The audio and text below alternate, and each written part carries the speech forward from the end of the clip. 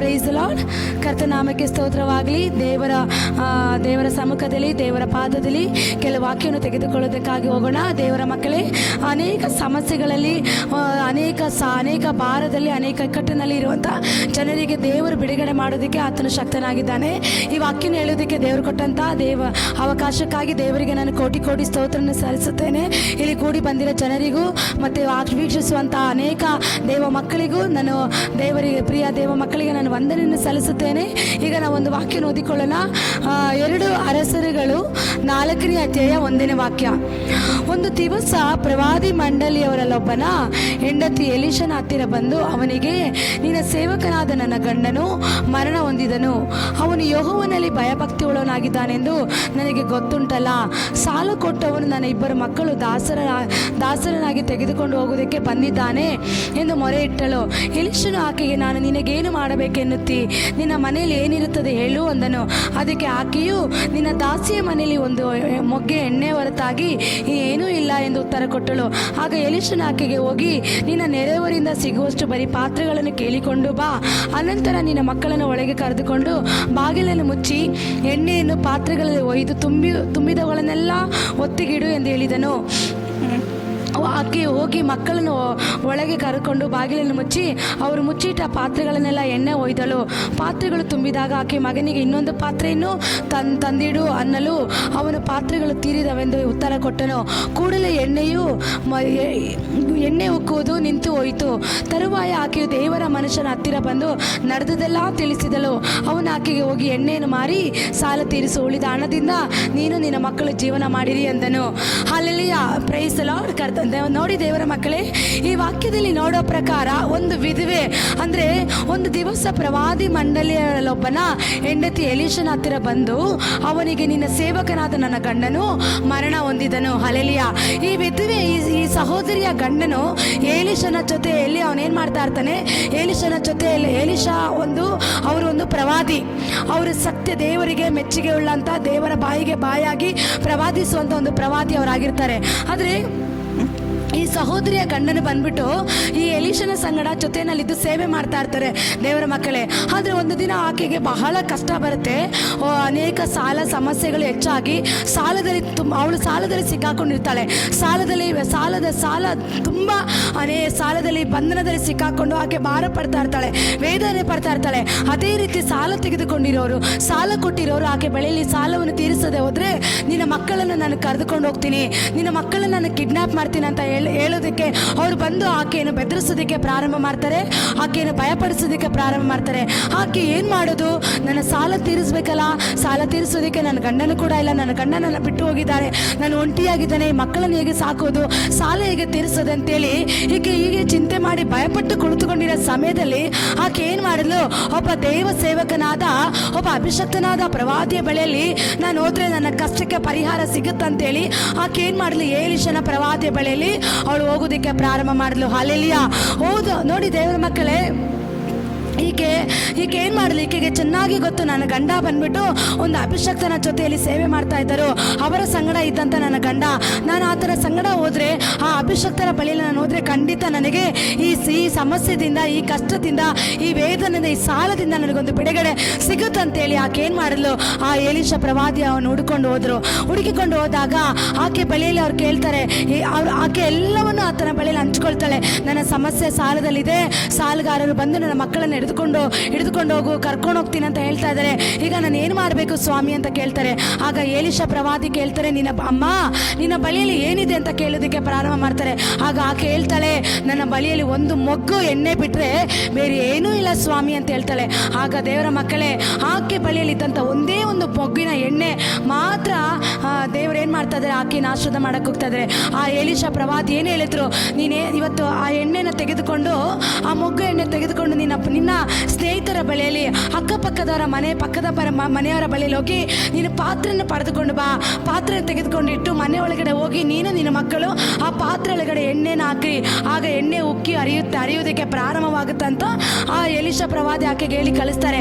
ಆ ಎಲೀಷ ಪ್ರವಾದಿ ಹೇಳಿದ ತಕ್ಷಣವೇ ಆಕೆ ಬಂದು ಏನು ಹೇಳಿದ್ರು ಅದೇ ಪ್ರಕಾರ ಪಕ್ಕದ ಮನೆಯವರ ಬಳಿಯಲ್ಲಿ ಹೋಗಿ ಪಾತ್ರೆಗಳನ್ನು ತೆಗೆದುಕೊಂಡು ಬಂದು ಅವಳಲ್ಲಿರುವಂಥ ಒಂದು ಮೊಗ್ಗೆ ಎಣ್ಣೆ ಉಯ್ಯೋದಕ್ಕೆ ಮಕ್ಕಳನ್ನು ಒಳಗಡೆ ಬಾಗಿಲು ಮುಚ್ಚಿಕೊಂಡು ಉಯ್ಯೋದಕ್ಕೆ ಪ್ರಾರಂಭ ಮಾಡಿದಾಗ ಎಲ್ಲ ಪಾತ್ರೆಗಳು ಉಕ್ಕಿ ಉಕ್ಕಿ ಉಕ್ಕಿ ಹರಿಯುವಂಥ ರೀತಿಯಲ್ಲಿ ಅವ್ರ ಮನೆಯಲ್ಲಿ ಎಣ್ಣೆ ಉಕ್ಕಿ ಹರಿಯಿತು. ದೇವರ ಮಕ್ಕಳೇ, ಇವತ್ತು ಆ ಒಂದು ಸ್ತ್ರೀಯ ರೀತಿಯಲ್ಲಿ ಸಾಲದಲ್ಲಿ ನೀವು ಸಿಕ್ಕಾಕೊಂಡಿರ್ಬೋದು, ಕಷ್ಟದಲ್ಲಿ ಸಿಕ್ಕಾಕೊಂಡಿರ್ಬೋದು, ವೇದನೆಯಲ್ಲಿ ಸಿಕ್ಕಾಕೊಂಡಿರ್ಬೋದು. ದೇವರ ಮಕ್ಕಳೇ, ಅನೇಕ ಸಮಸ್ಯೆಗಳಲ್ಲಿ ನೀವು ಇರ್ಬೋದು. ಆದರೆ ನೋಡಿ, ಒಬ್ಬ ಅಭಿಷಕ್ತ, ಒಬ್ಬ ದೇವದಾಸ ಮಗನು ಯಾಕೆ ಹುಡ್ಕೊಂಡು ಹೋದ್ಲು? ಆ ಪ್ರವಾದಿ ಹೇಳಿದ್ರೆ ನನ್ನ ಜೀವಿತದಲ್ಲಿ ಅದ್ಭುತ ನಡೆಯುತ್ತೆ.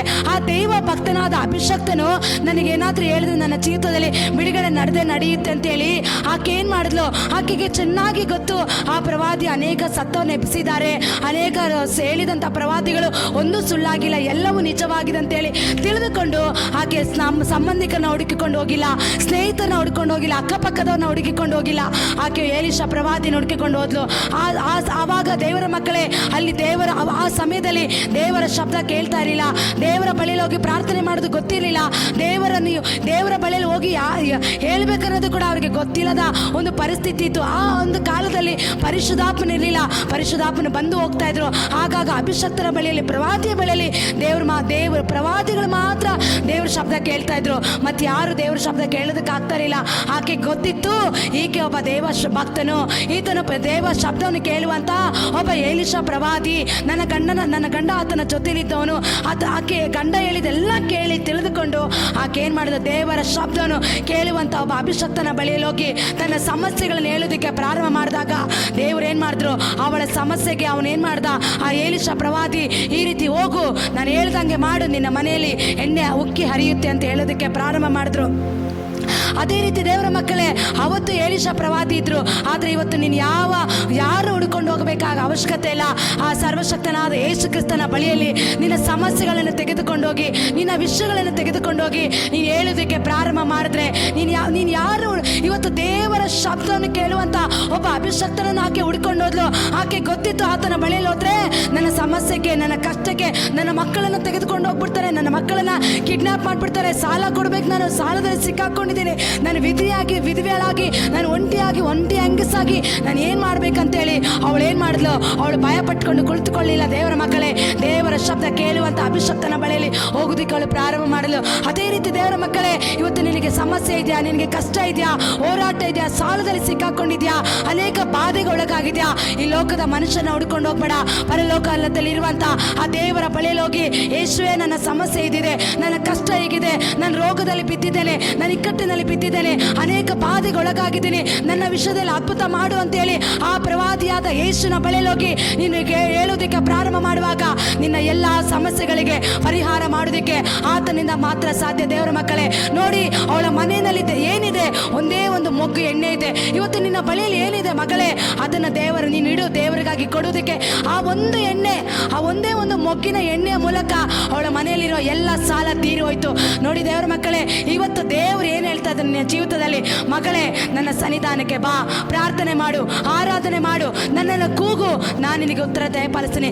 ಇಕ್ಕಟ್ಟಿನ ಸಮಯದಲ್ಲಿ ನೀನು ಪ್ರಾರ್ಥನೆ ಮಾಡು, ನಾನು ನಿನಗೆ ಸತ್ತುತ್ತರ ದಯಪಾಲಿಸ್ತೀನಿ ಅಂತ ಹೇಳ್ತಾರೆ. ಕಣ್ಣೆತ್ತಿ ಪರ್ವತದ ಕಡೆ ನೋಡು, ನನ್ನ ಸಹಾಯ ಎಲ್ಲಿಂದ ಬರುತ್ತದೆ? ಯೆಹೋವನಿಂದಲೇ ಬರುತ್ತದೆ ಅಂತ ಹೇಳಿ ದಾವಿದನ ಬರೆದ ಕೀರ್ತನೆಗಾರದಲ್ಲಿ ನಾವು ಕೀರ್ತನೆಗಳಲ್ಲಿ ಓದ್ತೀರಿ. ದೇವರ ಮಗಳೇ, ನಿನಗೆ ಇಕ್ಕಟ್ಟಿದ್ಯಾ, ನಿನಗೆ ಕಷ್ಟ ಇದೆಯಾ, ಹೋರಾಟ ಇದೆಯಾ, ನೀನು ಆ ಪ್ರವಾದಿಯಾದ ಯೇಸುವಿನ ಬಳಿಯಲ್ಲಿ ಹೋಗಿ ನೀನು ಪ್ರಾರ್ಥನೆ ಮಾಡು. ಆತ ನಿನಗಾಗಿ, ನಿನ್ನ ಕುಟುಂಬಕ್ಕಾಗಿ ಮಧ್ಯಸ್ಥಿಕೆ ಮಾಡೋದು ಮಾತ್ರ ಅಲ್ಲ, ನಿನ್ನ ವಿಷಯಗಳಿಗೆ, ನೀನು ಇರುವಂಥ ಸಮಸ್ಯೆಗಳಿಗೆ ಆತ ನಿನಗೆ ಪರಿಹಾರ ಕೊಡೋದಕ್ಕೆ ಶಕ್ತನಾಗಿದ್ದಾನೆ. ನಿನ್ನ ಸಮಸ್ಯೆ ಏನೇ ಆಗಿರ್ಬೋದು, ಪರಿಹಾರ ಆತನು ಕೊಡ್ತಾನೆ, ಒಂದೇ ಒಂದು ಮೊಗ್ಗಿನ ಎಣ್ಣೆಯಿಂದ ಮಾತ್ರ. ಇವತ್ತು ನಿನ್ನ ಹತ್ರ ಸ್ವಲ್ಪ ಹಣ ಇರ್ಬೋದು, ಇವತ್ತೊಂದು ಚಿಕ್ಕ ಕೆಲಸ ಮಾಡ್ತಾ ಇರ್ಬೋದು, ಒಂದು ಚಿಕ್ಕ ಬಿಸ್ನೆಸ್ ಮಾಡ್ತಾ ಇರ್ಬೋದು, ಒಂದು ಇಕ್ಕಟ್ಟಿನ ಸಮಯದಲ್ಲಿ ಇರ್ಬೋದು. ದೇವರ ಮಕ್ಕಳೇ, ಆ ಚಿಕ್ಕದನ್ನೇ ದೇವರು ಏನ್ ಮಾಡ್ತಾರೆ? ದೊಡ್ಡ ಪ್ರಾಂತ್ಯವಾಗಿ ನಿನ್ನನ್ನು ವಿಸ್ತಾರ ಮಾಡೋದಕ್ಕಾಗಿ ಹೋಗ್ತಾರೆ, ದೊಡ್ಡದಾಗಿ ನಿನ್ನನ್ನು ಆಶೀರ್ವಾದ ಮಾಡೋದಕ್ಕಾಗಿ ಹೋಗ್ತಾರೆ. ಆದ್ರೆ ಆಕೆ ಏನ್ ಮಾಡಿದ್ಲು? ಆ ದೇವರ ಶಬ್ದ ಕೇಳುವಂತ ಆ ಪ್ರವಾದಿಯ ಬಳಿಯಲ್ಲಿ ನಾನು ಹೋದ್ರೆ ನನಗೆ ಉತ್ತರ ಸಿಗುತ್ತೆ, ನನ್ನ ಸಾಲ ತೀರು ಹೋಗುತ್ತೆ, ನನ್ನ ಮಕ್ಕಳಿಗೆ ದೈವಿಕ ಪ್ರೊಟೆಕ್ಷನ್ ಸಿಗುತ್ತೆ ಅಂತೇಳಿ ಅವಳು ನಂಬಿಕೆಯಿಂದ ಆತನ ಬಳಿಯಲ್ಲಿ ಆತನನ್ನು ಹುಡ್ಕೊಂಡು ಹೋದ್ಲು.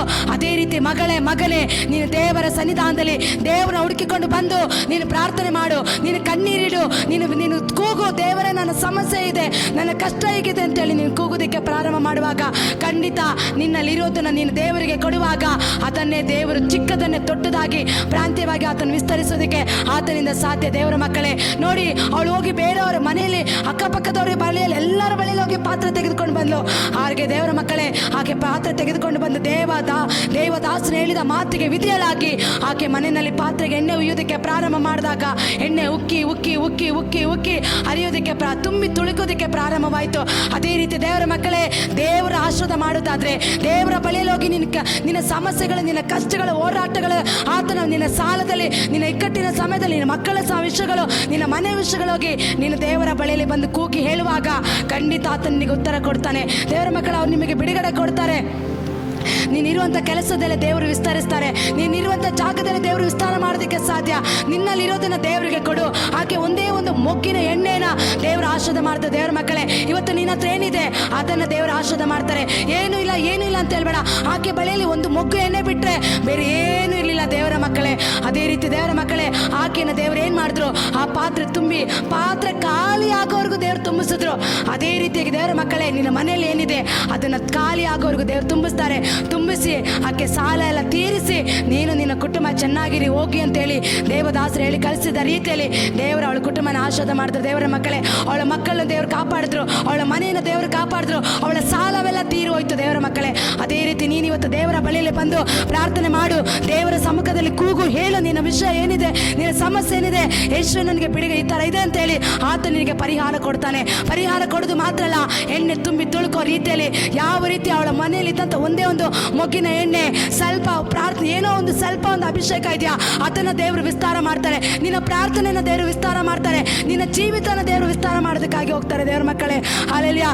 ಅದೇ ರೀತಿ ಮತ್ತೊಂದು ವಾಕ್ಯ 1 ಅರಸರು 17:12 ನಾವು ನೋಡೋ ಪ್ರಕಾರ, ಆಕೆಯು ಅವನಿಗೆ, ನಿನ್ನ ದೇವರಾದ ಯೆಹೋವನಾಣೆ, ನನ್ನ ಹತ್ತಿರ ರೊಟ್ಟಿ ಇರುವುದಿಲ್ಲ, ಮಡಕೆಯಲ್ಲಿ ಒಂದು ಹಿಡಿ ಹಿಟ್ಟು, ಮೊಗ್ಗೆಯಲ್ಲಿ ಸ್ವಲ್ಪ ಎಣ್ಣೆ, ಇವುಗಳ ಹೊರತಾಗಿ ಬೇರೇನೂ ಇರುವುದಿಲ್ಲ. ಈಗ 2 ಕಟ್ಟಿಗೆಗಳನ್ನು ಹಾಕಿ ನನಗೋಸ್ಕರ ನನ್ನ ಮಗನಿಗೋಸ್ಕರವೂ ರೊಟ್ಟಿ ಮಾಡುತ್ತೇವೆ ಅಂದನು. ತಿಂದ ಮೇಲೆ ನಾವು ಸಾಯಬೇಕೇ ಹೊರತು ಬೇರೆ ಗತಿ ಇಲ್ಲ ಎಂದು ಉತ್ತರ ಕೊಟ್ಟಳು. ಆಗ ಎಲಿಯನು ಆಕೆಗೆ, ಹೆದರಬೇಡ, ನೀನು ಹೇಳಿದಂತೆ ಮಾಡು, ಆದರೆ ಮೊದಲು ಅದರಿಂದ ನನಗೋಸ್ಕರ ಒಂದು ಚಿಕ್ಕ ರೊಟ್ಟಿಯನ್ನು ಮಾಡಿಕೊಡು, ಬಾ, ತರುವಾಯ ನಿನಗೂ ನಿನ್ನ ಮಗನಿಗೂ ಮಾಡಿಕೊ. ಇಸ್ರಾಯೇಲ್ ದೇವರಾದ ಯೆಹೋವನು ನಿನಗೆ, ನಾನು ದೇಶಕ್ಕೆ ಮಳೆಯನ್ನು ಕಳಿಸುವವರೆಗೂ ನಿನ್ನ ಮಡಿಕೆಯಲ್ಲಿ ಹಿಟ್ಟು ತೀರುವುದಿಲ್ಲ, ನಿನ್ನ ಮೊಗ್ಗೆಯಲ್ಲಿರೋ ಎಣ್ಣೆ ಮುಗಿದು ಹೋಗುವುದಿಲ್ಲ ಎಂದು ಹೇಳುತ್ತಾನೆ ಅಂದನು. ಆಕೆ ಹೋಗಿ ಅವನು ಹೇಳಿದಂತೆ ಮಾಡಿದಳು. ಆಕೆಯು ಆಕೆಯ ಮನೆಯವರು ಏಲಿಯನು ಅದನ್ನು ಅನೇಕ ದಿವಸಗಳವರೆಗೂ ಊಟ ಮಾಡಿದನು. ಯೆಹೋವನು ಏಲಿಯನು ಮುಖಾಂತರವಾಗಿ ಹೇಳಿದಂತೆ ಮಡಿಕೆಯಲ್ಲಿದ್ದ ಹಿಟ್ಟು ತೀರಲಿಲ್ಲ, ಮೊಗ್ಗೆಯಲ್ಲಿದ್ದ ಎಣ್ಣೆ ಮುಗಿದು ಹೋಗಲಿಲ್ಲ. ಹಲ್ಲೆಲೂಯಾ. ನೋಡಿ ದೇವರ ಮಕ್ಕಳೇ, ಇಲ್ಲಿ ಕೂಡ ಚಾರೆಪ್ತಾ ಎಂಬ ಒಂದು ಊರಿನಲ್ಲಿ ಒಂದು ವಿಧವೆ ಇರ್ತಾಳೆ. ಹಲ್ಲೆಲೂಯಾ. ಚಾರೆಪ್ತಾ ಎಂಬ ಒಂದು ಊರಿನಲ್ಲಿ ವಿಧವೆ ಬಹಳ ಕಷ್ಟದಲ್ಲಿ, ವೇದನೆಯಲ್ಲಿ, ಇಕ್ಕಟ್ಟಿನಲ್ಲಿ ಇರ್ತಾಳೆ. ಅವಳು ಅನೇಕ ಸಮಸ್ಯೆಗಳಿರ್ತಾಳೆ. ಅವಳ ಜೀವನ ಬದುಕೋದೇ ಬೇಡ, ಅವಳು ಜೀವಂತವಾಗಿರೋದೇ ಬೇಡ ಅಂತೇಳಿ ಆ ರೀತಿಯಾದ ಒಂದು ಇಕ್ಕಟ್ಟಿನ ಪರಿಸ್ಥಿತಿಯಲ್ಲಿ ಇರುವಾಗ ಆ ಮಗನು ಸಾಯೋದು ಈ ಲೋಕದಲ್ಲಿ ಯಾರಿಗೂ ಗೊತ್ತಿಲ್ಲ. ಅವ್ರ ಸಂಬಂಧಿಕರಿಗೆ ಗೊತ್ತಿಲ್ಲ, ಅವ್ರ ಮನೆಯವ್ರಿಗೆ ಗೊತ್ತಿಲ್ಲ, ಅಕ್ಕಪಕ್ಕದಲ್ಲಿರೋರಿಗೆ, ಆ ಊರಿನಲ್ಲಿರೋರಿಗೆ ಯಾರಿಗೂ ಗೊತ್ತಿಲ್ಲ. ಆದ್ರೆ ಅದನ್ನು ನೋಡಿದಂತ ದೇವರಿಗೆ ಮಾತ್ರ ಗೊತ್ತಿತ್ತು. ಹಲ್ಲೆಲೂಯಾ. ದೇವರಿಗೆ ಗೊತ್ತಾದಾಗ ದೇವ್ರು ಏನ್ ಮಾಡಿದ್ರು, ಆ ಚಾರೆಪ್ತಾ ಎಂಬ ಪಟ್ಟಣಕ್ಕೆ ಒಬ್ಬ ಏಲಿಯ ಪ್ರವಾದಿನ ದೇವರು ಕಲಿಸಿ ಆ ಮಗಳನ್ನು ಬದುಕಿಸೋದಕ್ಕಾಗಿ ದೇವರು ಒಂದು ಪ್ರವಾದಿನ ದೇವರು ಕಲಿಸ್ತಾ ಇದ್ದಾರೆ. ನೋಡಿ ದೇವರ ಮಕ್ಕಳೇ, ಆ ಪ್ರವಾದಿ ಬಂದು ಏನ್ ಮಾತಾಡ್ತಾ ಇದ್ದಾರೆ,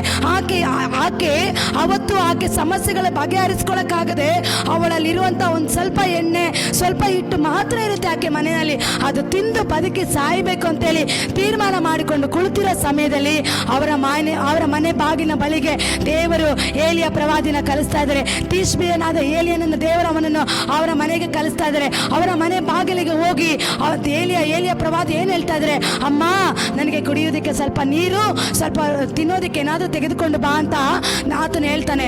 ಆಗ ಆಕೆ ಹೇಳ್ತಾಳೆ, ಸ್ವಾಮಿ, ನನ್ನ ಮನೆಯಲ್ಲಿ ನಾನು ನನ್ನ ಮಗ ತಿನ್ನೋದಕ್ಕೆ ಸ್ವಲ್ಪ ಎಣ್ಣೆ, ಸ್ವಲ್ಪ ಹಿಟ್ಟು ಮಾತ್ರ ಇದೆ. ಇವತ್ತು ನಾನು ನನ್ನ ಮಗ ತಿಂದು ಸಾಯ್ಬೇಕಂತ ನಾವು ತಿಳಿದುಕೊಂಡಿದ್ದೀವಿ ಅಂತ ಆಕೆ ಹೇಳೋದಕ್ಕೆ ಪ್ರಾರಂಭ ಮಾಡ್ತಾಳೆ.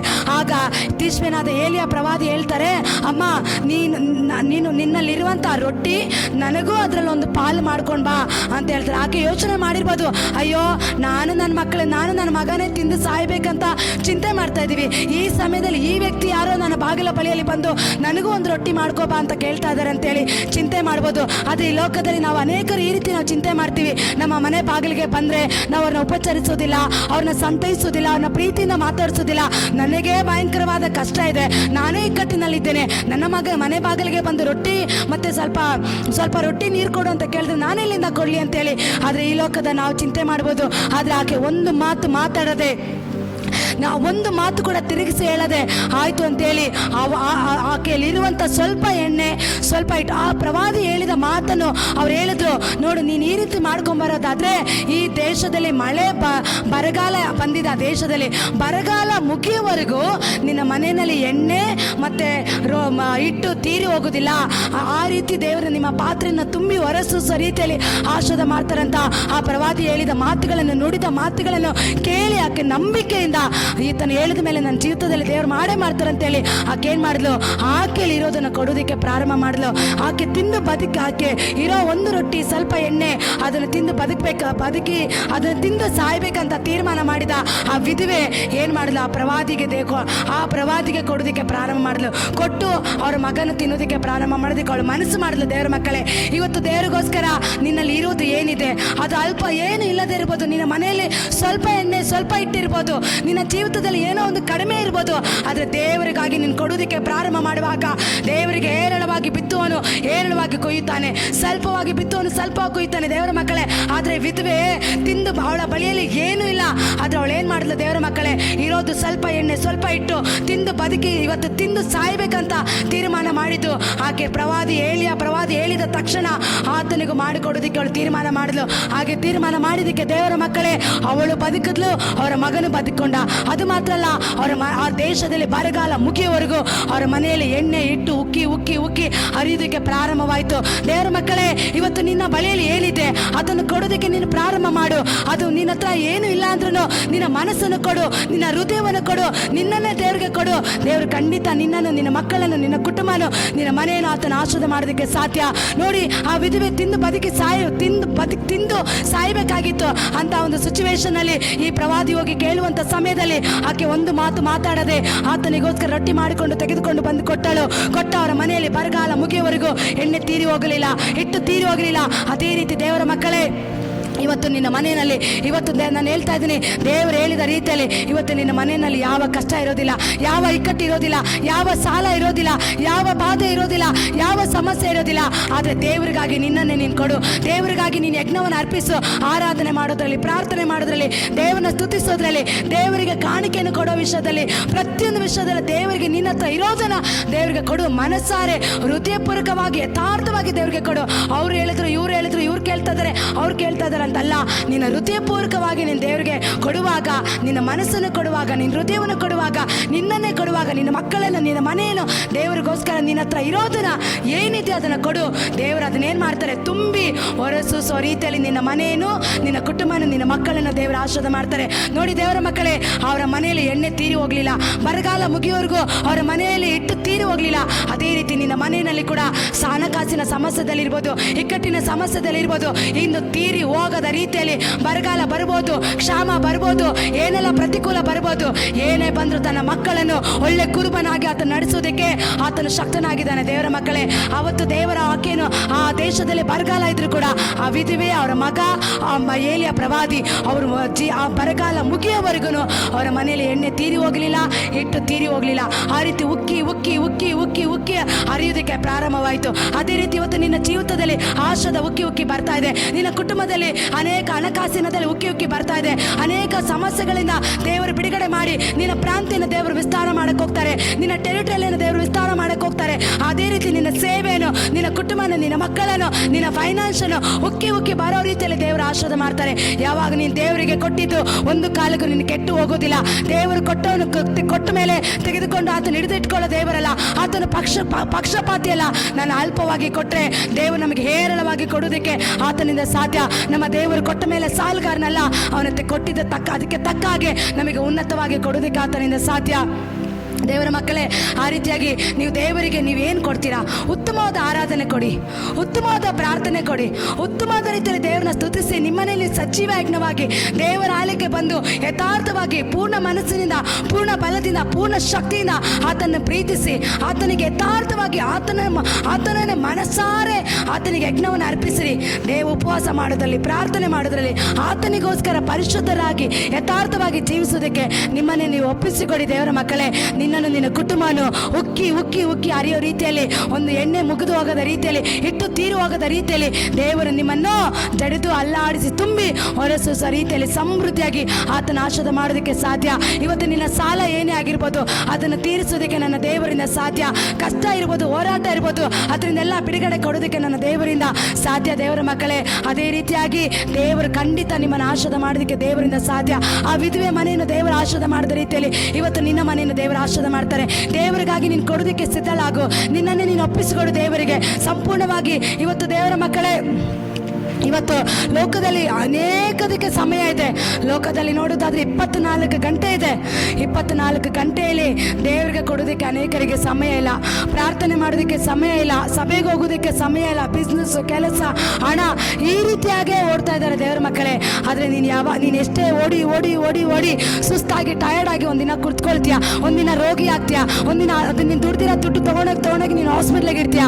ಆದರೆ ನೀನು ದೇವರಿಗಾಗಿ ಸಮಯವನ್ನು ಕೊಟ್ಟರೆ, ದೇವರಿಗಾಗಿ ನೀನು ಸಮಯವನ್ನು ಬೆಲೆ ತೆತ್ತಿ ನೀನು ತ್ಯಾಗ ಮಾಡಿ ಸಭೆಗೆ ಬಂದರೆ, ಪ್ರಾರ್ಥನೆ ಮಾಡಿದ್ರೆ, ಉಪವಾಸ ಮಾಡಿದ್ರೆ ಖಂಡಿತ ದೇವರು ನೀನು ದುಡಿಯೋದು, ನಿನ್ನ ಮನೆ ಏನಿಲ್ಲದಿದ್ರೂ ಕೂಡ ಆತನ ಆಶೀರ್ವಾದ ಮಾಡೋದಕ್ಕೆ ಸಾಧ್ಯ. ದೇವರ ಮಕ್ಕಳೇ, ಅದೇ ರೀತಿಯಾಗಿ ವಿಧವೆಯನ್ನು ದೇವರ ಆಶೀರ್ವಾದ ಮಾಡಿದ್ರು. ಎಲೀಷ ಪ್ರವಾದಿ ಬಳಿಯಲ್ಲಿ ಆ ದೇವರ ಶಬ್ದವನ್ನು ಕೇಳುವಂತ ಆ ಪ್ರವಾದಿ ಬಳಿಯಲ್ಲಿ ಹೋಗಿದ, ಅವಳ ಮನೆಯಲ್ಲಿ ಎಣ್ಣೆ ಉಕ್ಕಿ ಪಾತ್ರೆ ಎಲ್ಲ ತುಂಬಿ ಅವಳ ಸಾಲ ಎಲ್ಲ ತೀರಿ ಹೋಯ್ತು. ಅವಳು ಕುಟುಂಬ ಚೆನ್ನಾಗಿರೋದಕ್ಕೆ ದೇವರ ಆಶೀರ್ವಾದ ಮಾಡಿದ್ರು. ಅದೇ ರೀತಿ ದೇವರ ಮಕ್ಕಳೇ, ಇವತ್ತು ನೀನು ದೇವರನ್ನ ಹುಡ್ಕೊಂಡು ಹೋಗು, ದೇವರ ಸನ್ನಿಧಾನಕ್ಕೆ ಬಾ, ದೇವರ ಪ್ರಸನ್ನತೆಗೆ ಬಂದು ನೀನು ಪ್ರಾರ್ಥನೆ ಮಾಡು. ನಿನ್ನ ಎಲ್ಲ ಸಮಸ್ಯೆಗಳು, ನಿನ್ನ ಎಲ್ಲ ಇಕ್ಕಟ್ಟುಗಳು, ನಿನ್ನ ಎಲ್ಲ ಪರಿಸ್ಥಿತಿಗಳನ್ನು ಬದಲಾಯಿಸೋದಕ್ಕೆ ನನ್ನ ದೇವರಿಂದ ಸಾಧ್ಯ. ಅದೇ ರೀತಿ ದೇವರ ಮಕ್ಕಳೇ, ಇನ್ನ ಕೊರತೆ ಇರೋದಿಲ್ಲ, ಇನ್ನ ಇಕ್ಕಟ್ಟು ಇರೋದಿಲ್ಲ, ಇನ್ನ ಸೋಲು ನೀವು ಕಾಣೋದಿಲ್ಲ, ಇನ್ನ ಬಾಧೆಗೆ ಒಳಗಾಗೋದಿಲ್ಲ. ಎಲ್ಲ ವಿಧದಲ್ಲೂ ಯಾವ ರೀತಿ ಅವರ ವಿಧವೆ ಮನೆಯಲ್ಲಿ ಉಕ್ಕಿ ಹರಿಯಿತೋ ಅದೇ ರೀತಿ ನಿನ್ನ ಮನೆಯಲ್ಲಿ ಕೂಡ ಎಲ್ಲವೂ, ನಿನ್ನ ಮನೆ, ನಿನ್ನ ಅಡುಗೆ ಮನೆ, ಅಕ್ಕಿ ಬೇಳೆಗಳು, ನಿನ್ನ ಕೆಲಸ, ನಿನ್ನ ಬಿಸ್ನೆಸ್, ನಿನ್ನ ಜಮೀನು, ನಿನ್ನ ತೋಟ, ಪ್ರತಿಯೊಂದು ಕೂಡ ನಿನ್ನ ದೇವರಿಗಾಗಿ ಕೊಡುವಾಗ ನಿನ್ನ ಮನೆ ಅದು ಉಕ್ಕಿ ಹರಿಯುತ್ತೆ. ನಿನ್ನ ಅಭಿಷಕ್ತರೆ ಕೊಡುವಾಗ ಎಲ್ಲೂ ಕೊರತೆಯಲ್ಲಿ ಹೋಗೋದಿಲ್ಲ, ಅದು ಸಮೃದ್ಧಿಯಾಗಿ ಉಕ್ಕಿ ಹರಿಯೋದಕ್ಕೆ ಪ್ರಾರಂಭವಾಗುತ್ತೆ. ದೇವರ ಮಕ್ಕಳೇ, ದೇವರ ಆಶೀರ್ವಾದ ಮಾಡೋದಕ್ಕೆ ದೇವರಿಂದ ಸಾಧ್ಯ. ದೇವರ ಅಭಿವೃದ್ಧಿ ಮಾಡೋದು ದೇವರು ಖಂಡಿತ ಆತನ ಇಕ್ಕಟ್ಟಿನಲ್ಲಿ ಇರೋದಕ್ಕೆ, ಸಮಸ್ಯೆದಲ್ಲಿ ಇರೋದಕ್ಕೆ ಬಿಡೋನಲ್ಲ. ಆದರೆ ನೀನು ದೇವರ ಸನ್ನಿಧಾನ ನೋಡ್ಕೊಂಡು ಬಾ. ಈಗ ಏನು ಮಾಡಿದ್ಲು, ದೇವರ ಶಬ್ದ ಕೇಳುವ ದೇವ ಭಕ್ತನ ಬಳಿಯಲ್ಲಿ ಓದ್ಲು. ಅದೇ ರೀತಿ ದೇವರ ಮಕ್ಕಳೇ, ನಮಗೆ ಪ್ರವಾದಿಯಾಗಿರುವ ಯೇಸುವಿನ ಬಳಿಯಲ್ಲಿ ಬಾ, ಯಾರ ಬಳಿಯಲ್ಲಿ ಹೋಗ್ಬೇಡ. ಯೇಸು ನೀನಿರೋ ಜಾಗದಲ್ಲಿ ಕೂಗು, ಆತನ ಬಂದು ನಿನಗೆ ಉತ್ತರ ಕೊಡೋದಕ್ಕೆ ಸಾಧ್ಯ. ದೇವರ ಮಕ್ಕಳೇ, ಈ ವಾಕ್ಯದಿಂದ ದೇವರು ನಿಮ್ಮನ್ನು ಆಶೀರ್ವಾದ ಮಾಡಲಿ. ಸ್ವಲ್ಪ ಸಮಯ ನಾವು ಪ್ರಾರ್ಥನೆ ಮಾಡೋಣ. ಏಸಪ್ಪ, ನಿಮಗೆ ಸ್ತೋತ್ರಪ್ಪ, ನಿಮಗೆ ಸ್ತೋತ್ರಪ್ಪ.